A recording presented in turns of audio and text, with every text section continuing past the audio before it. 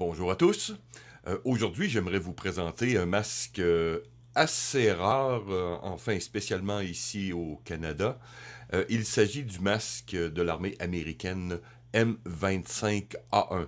C'est un masque qui a été développé spécialement pour les équipes de chars de blindés. C'est un masque qui a été introduit en 1963 et il a été utilisé jusqu'au début des années 90. Donc, un peu comme le M17 de ma vidéo précédente, on est dans les mêmes époques et dans les mêmes finalités, donc la première guerre du Golfe en 91. Justement en 91, où les équipes de chars ont reçu un nouveau masque qui était le M42, donc une version adaptée pour les équipes de chars du masque M40. Évidemment, ce masque a quelques particularités. Il y a aussi une variante qui est pratiquement identique, qui s'appelle le M24, qui a été développé pour les pilotes, donc pour l'aviation.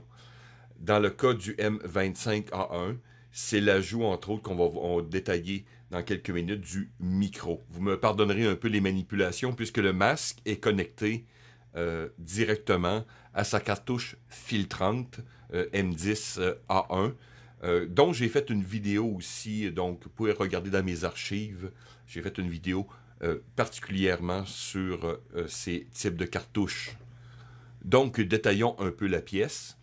Donc, on a une visière plein visage en plastique genre acrylique, donc assez amovible. C'est un masque qui est très compact. Ici, c'est un médium et je vais me filmer tantôt avec, vous allez voir. Et ça me sied très bien dans le visage. Avec, vous voyez à l'intérieur ici, le masque oronasal avec les valves Tissot. C'est un peu plus difficile au niveau, on pourrait dire ici, de la valve d'expulsion qui ressemble énormément à la valve d'expulsion du masque M9, M9A1. On a une prise sur le côté ici pour le micro, qui est un micro M116G qui était fait pour être utilisé avec les radios AN-VRC 12. Et je ne sais pas si un peu plus tard, ils ont utilisé d'autres types de radios, mais enfin bref, c'est pour ces systèmes militaires. Le masque est connecté par un tuyau à une cartouche filtrante, la cartouche filtrante M10A1, qui elle-même a un harnais avec une espèce de bouchon de connexion sur le système de filtration, par exemple, du véhicule. Ce système, évidemment, c'est l'adaptateur, donc on peut l'enlever directement pour un usage autonome. La poche et le harnais peuvent être utilisés ensemble ou séparément. Il y a, on pourrait dire, deux manières de porter ce masque de manière autonome. Et quand on rentre dans le véhicule, on va connecter ici la cartouche sur le système du véhicule. Donc, revenons au masque. Comme je l'ai dit, je vais avoir un peu de problème de manipulation. Donc, on va tourner un peu l'ensemble. On voit sur le côté, encore ici, quelques marquages. Donc, sur le dessus, on a ici US, la taille, donc très typique des masques, comme les M9, M17 et pour les masques de cette époque. Avec un harnais encore qui ressemble énormément au harnais que l'on retrouve sur le M9 et le M17. Système un peu similaire avec les pièces en métal. Donc, quelques marquages ici de date de fabrication. Là, je ne vais pas regarder exactement, mais je vais vous montrer des photos là, pour les dates. Là, je pense que c'est celui-ci dans les années 80, je crois. Enfin bref. Voilà, ici, on a la prise.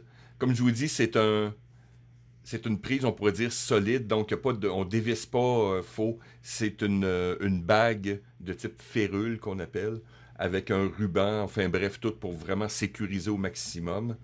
Avec la prise du microphone. Et vous voyez ici la valve d'expulsion qui, je me demande si c'est pas la même que le M9. Voilà. Donc, avec sa valve, voilà. Celui-ci est en parfait état, très très bon état. Mais encore ici, c'était pour vous montrer, entre autres, encore un marquage Ici, le fabricant, je crois que c'est encore MSA, donc très connu pour ses masques civils et militaires. Donc, voyez-vous le harnais en 6 points. Donc, en sangle environ d'1 pouce élastique, avec encore ici un marquage C15, quelque chose du genre. Et de l'autre côté, un grand marquage encore ici, cryptique, là, PB quelque chose, donc j'ai aucune idée, je n'ai aucune information sur si c'est le fabricant ou le lot, peu importe. Je vous dis, c'est pas facile avec le boyau d'essayer de vous mettre un bon éclairage pour mieux vous détailler. Mais l'intérieur du masque est très simple. Vous voyez, il n'a pas de scellage périphérique. De placement pour les tempes un peu. Masque oronasal.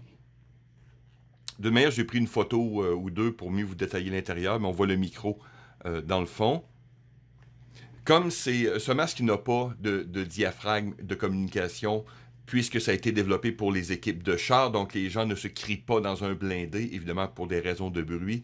Donc on utilise des micros. Donc encore ici, ça allège énormément le masque.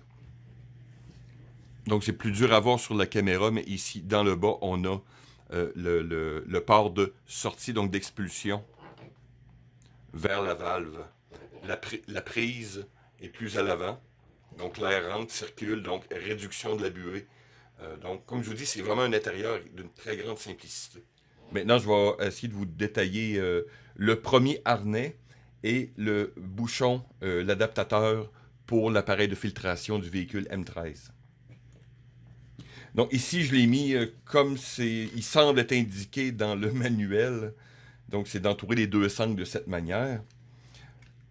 On voit les attaches typiques de cette époque, un peu d'influence M1956. Donc à l'avant ici, nous avons des écritures, donc je vous mettrai une photo plus en détail, puisque le masque tourne avec son tuyau. Il s'agit de deux grandes sangles. Comme inversé un peu, donc la prise femelle est d'un côté et la prise femelle est de l'autre. Je ne sais pas si c'est une raison tactique particulière, mais bon.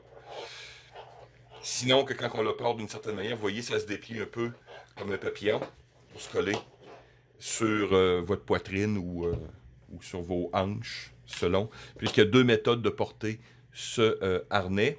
Comme je vous dis, je vais vous montrer les petits bouts de vidéo, là, le port central et le port de côté. Le bouchon d'adaptation, l'adaptateur qui s'enlève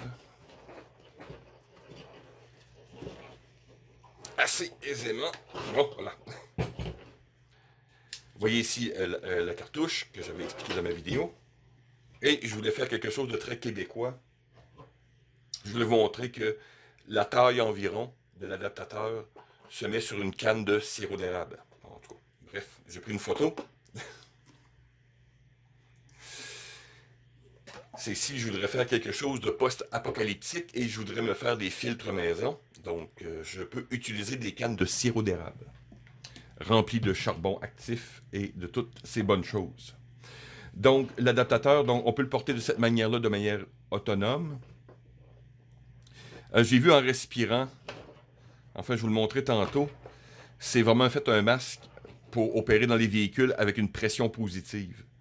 Puisqu'en manière autonome, ce bouchon réduit sensiblement la fluidité, si on peut se permettre, de la respiration.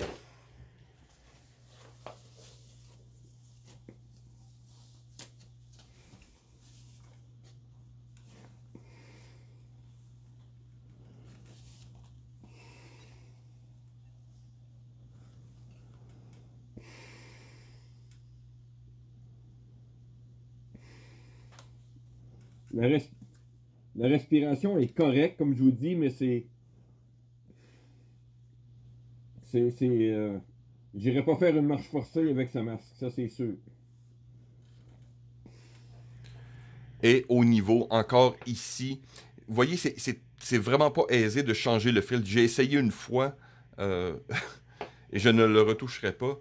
C'est vraiment encore ici, ça prend un outil particulier, c'est des bagues à férules. Donc ça prend une pince de type perroquet. On dessert un caoutchouc en dessous. Et dans certains cas, je crois qu'ils mettent aussi une bande de tissu. Donc vraiment là, un scellage des deux côtés. Donc ça rend les changements de filtre assez compliqués. Maintenant, la poche de transport. Avec des matériaux, comme on a pu voir de l'époque, c'est un canevas très solide. Marquage. Donc on a le type de masque. Je ne sais pas pourquoi ici, le US a été rayé. On dirait que c'est même très professionnel, j'en ai aucune idée. Avec la taille. L'ouverture par bouton Lift the Dot. Comme j'ai dit, c'est... C'est la même procédure quand on sort ou on rentre le masque. C'est un peu différent à cause du boyau, bien sûr. On a deux sangles.